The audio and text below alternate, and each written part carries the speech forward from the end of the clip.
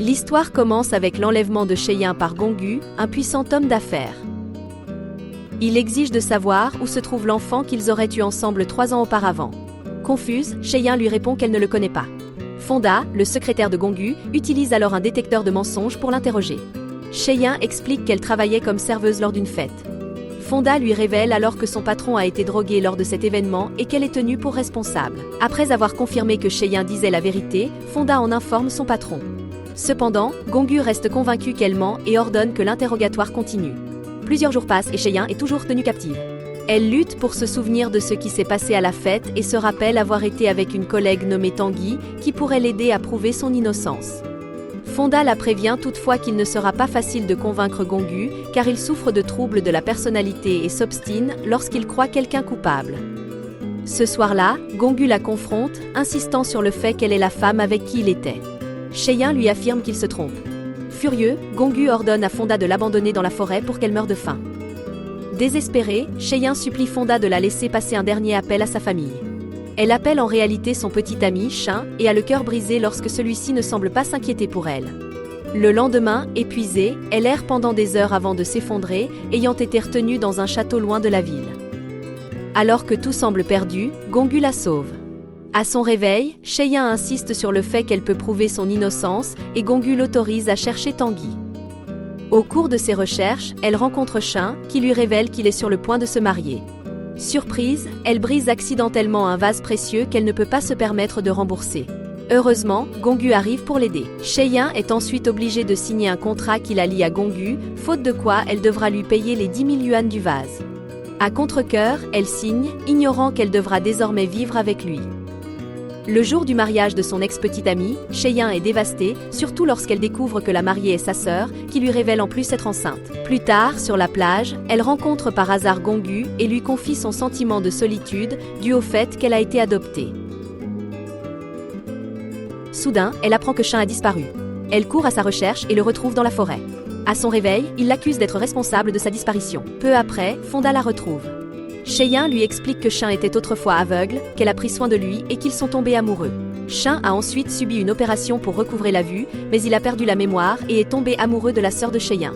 Lorsque celle-ci a essayé de l'aider à se souvenir, ses parents l'ont accusé de vouloir voler le fiancé de sa sœur et l'ont chassé de la maison.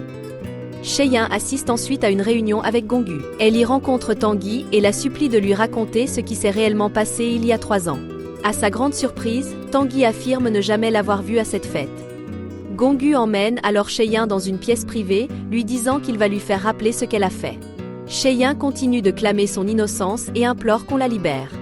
Au lieu de la laisser partir, Gongu lui avoue qu'il ne la libère pas parce qu'il est amoureux d'elle. Le lendemain, Cheyin rencontre sa mère, qui exige qu'elle signe un document pour couper tout lien avec la famille afin de résoudre le conflit avec sa sœur. Le cœur brisé, elle signe. Pour lui remonter le moral, Gongu prend congé et l'emmène se promener. Il lui offre ensuite une bague en diamant. Comme elle la refuse, furieux, il la jette à la rue. Alors qu'elle ramasse la bague, Cheyin aperçoit Tanguy au loin et décide de la suivre. Elle surprend alors une conversation entre Tanguy et sa sœur au sujet des événements d'il y a 3 ans. Cheyin décide de pirater le téléphone de sa sœur et suggère l'idée à Gongu, qui accepte de l'aider. Cela lui permet de découvrir que sa sœur et Tanguy prévoient de se retrouver dans un hôtel. Déterminé à découvrir la vérité, Cheyin les suit et tombe sur Shin, qui cherche également des réponses. Ensemble, ils écoutent la conversation, au cours de laquelle la sœur de Cheyin avoue avoir payé Tanguy il y a 3 ans pour droguer Cheyin et s'assurer qu'elle couche avec Gongu. Plus tard, Cheyin réécoute les enregistrements piratés et entend Shin confronter sa sœur. Il révèle qu'il a retrouvé la mémoire, qu'il sait qu'elle n'est pas enceinte. Anxieuse, sa sœur l'appelle pour confirmer s'il se souvient de la promesse qu'il lui a faite. Lorsqu'ils se retrouvent, Shin assure à Cheyin que sa promesse tient toujours et que Gongu ne se mettra pas entre eux, car il a découvert que la femme avec qui il était il y a 3 ans n'était pas Cheyin, mais Tanguy. Il décide ensuite de confronter Tanguy, qui admet avoir pris des somnifères pour coucher avec un millionnaire et améliorer sa vie, mais craint de dire à Gongu que l'enfant qu'elle a est le sien. Finalement, Cheyin est obligé de tout avouer à Gongu, qui, dubitatif, lui annonce qu'il va faire un test ADN. Cela panique Tanguy, car l'enfant n'est en réalité pas le sien et elle a menti parce que Shin avait promis de l'aider.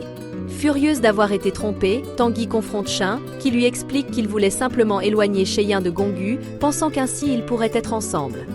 Apprenant leur rencontre, Gonggu entre dans une rage folle et attaque Shin. Cheyin tente d'arrêter la bagarre, mais perd connaissance. Après ces incidents, Cheyin décide de prendre du temps pour elle et prévoit un voyage. Mais avant son départ, sa sœur fait une déclaration publique, l'accusant de lui avoir volé son mari, ce qui déclenche une vague de critiques à son encontre. Accablée, Cheyin est prise d'une crise de panique et tombe en état de choc, incapable de parler. Inquiet, Gonggu la ramène chez lui et reste à ses côtés, attendant que son état s'améliore. Finalement, il la présente publiquement comme son épouse et l'emmène voir une pluie de météorites. À ce moment-là, il lui avoue se sentir coupable de la mort de son frère. Ils ont eu un accident alors qu'ils allaient voir la même pluie de météorites, une douleur qu'il n'a pas surmontée. La mère de Gonggu, Luo, arrive et lui présente une liste de femmes qu'elle juge plus appropriées pour être son épouse. Mais Gonggu reste ferme, certain que seul Cheyin peut le rendre heureux. Avec l'ingérence de Luo, Cheyin est obligé de prendre des leçons avec plusieurs tuteurs, ce qui l'épuise. Inquiet, Gonggu a commencé à la chercher, mais il n'a trouvé que son téléphone. Elle avait été enlevée par sa sœur, qui l'accusait d'avoir ruiné sa vie. Elle s'est ensuite réveillée aux côtés de Gonggu, qui l'a rassurée et a juré de se venger de ceux qui l'avaient blessée, y compris sa propre mère, Luo, qui était également derrière l'enlèvement. Furieuse, elle a décidé de confronter Luo, mais celle-ci s'est moquée d'elle, insinuant qu'elle n'était plus pure. La protagoniste a affirmé que les hommes qui l'avaient enlevée ne l'avaient pas touchée, mais Luo s'est moqué d'elle en lui assurant que personne ne la croirait. 3 semaines plus tard, elle a découvert qu'elle était enceinte. Gonggu a réagi de manière inattendue en l'emmenant chez le médecin pour confirmer la nouvelle. Lorsqu'ils ont appris qu'elle était enceinte de 3 semaines, Gonggu a soupçonné que le bébé pouvait être le résultat de l'enlèvement. Elle a été dévastée par sa méfiance. À partir de ce moment, Gonggu a commencé à rentrer ivre. Lors d'une de ces occasions, il a trébuché et est tombé dans ses bras. Plein de remords pour son comportement, il lui a exprimé ses sentiments et ils se sont réconciliés. Elle lui a suggéré de suivre un traitement pour son trouble. Bien que réticent, Gonggu a accepté. Cependant, elle a été surprise de découvrir que la docteure était Mona, l'une des femmes que la mère de Gonggu avait choisies. Mona a proposé de rester proche pour surveiller le comportement de Gonggu. Même si cela lui déplaisait, la protagoniste a accepté pour assurer la guérison de Gonggu. Au fil des jours, elle a remarqué un changement dans le comportement de Gonggu et a exigé des réponses à Mona. Celle-ci lui a annoncé que Gonggu avait admis ne plus l'aimer. Gonggu a alors commencé à prendre ses distances et lui a finalement demandé de signer un document pour mettre fin à leur relation. Blessée, elle est retournée à son appartement, mais une douleur intense lui a fait perdre connaissance. À son réveil à l'hôpital, elle a découvert que c'était Gonggu qui l'avait amenée. Il regrettait la rupture. Gonggu a ensuite appris qu'elle avait été enlevée par Luo, sa mère, qui prévoyait de la retenir jusqu'à la naissance de son petit-fils. Furieux, il a affronté sa mère, promettant de ne pas abandonner tant qu'il ne l'aurait pas retrouvée. Des mois plus tard, on la voyait prise en charge par un médecin, mais elle était déterminée à s'échapper après l'accouchement. Une nuit, elle a appris que Gonggu se fiançait à Mona. La nouvelle a déclenché son accouchement. De son côté, il avait trouvé où elle se trouvait et se précipitait pour la retrouver. Elle s'est réveillée avec Shum à ses côtés. Il lui a révélé qu'il n'était pas Shum, mais son frère jumeau. Shum était mort dans un accident et depuis, il avait usurpé son identité. Il avait été engagé par sa famille et s'est excusé de ne pas avoir pu sauver le bébé. Le médecin qui travaillait pour Luo l'avait emmené. 1 an plus tard, elle a hérité d'une grande fortune, devenant une jeune millionnaire. Par hasard, elle a croisé Gonggu, qui lui a déclaré qu'il l'aimait toujours. Furieuse, elle a accéléré brutalement, provoquant un accident dans lequel Gonggu a été blessé. Pendant sa convalescence, il lui a avoué s'être fiancé à Mona pour que sa mère lui révèle où elle se trouvait. Mais elle refusait toujours de lui pardonner. Il n'a pas abandonné et, désespéré, l'a enlevée pour la demander en mariage. On les a ensuite vus se marier, tandis que Mona partait en jurant de se venger. 2 ans plus tard, pour l'anniversaire de Gonggu, sa mère est arrivée avec Mona. Il lui a intimé de rester à distance. Peu après, sa sœur a apporté de mauvaises nouvelles. Le père de la protagoniste était mort dans des circonstances mystérieuses. Sa mère a laissé Gonggu s'occuper de l'affaire, mais elle a changé d'avis en apprenant que sa fille et le frère décédé de Gonggu avaient eu une relation.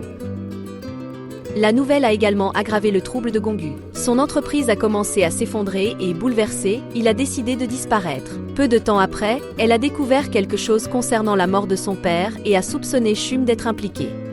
Désespérée d'obtenir des réponses, elle l'a confronté. Il lui a confirmé que sa mère était coupable. Sous le choc, elle a perdu connaissance. À son réveil, elle a pris une arme que Gongu lui avait donnée et a confronté Shum. Il a avoué avoir tout manigancé pour contrôler sa famille et aussi pour la garder près de lui. Sachant qu'elle ne tirerait pas, il l'a frappée et l'a laissée inconsciente. Les jours suivants, elle a sombré dans une profonde dépression, perdant tout espoir. Surtout après avoir appris la prétendue mort de Gongu. Soudain, des hommes mystérieux ont attaqué la maison de Shum. Il lui a proposé de partir avec lui, mais elle a refusé, préférant mourir plutôt que de s'enfuir avec un assassin.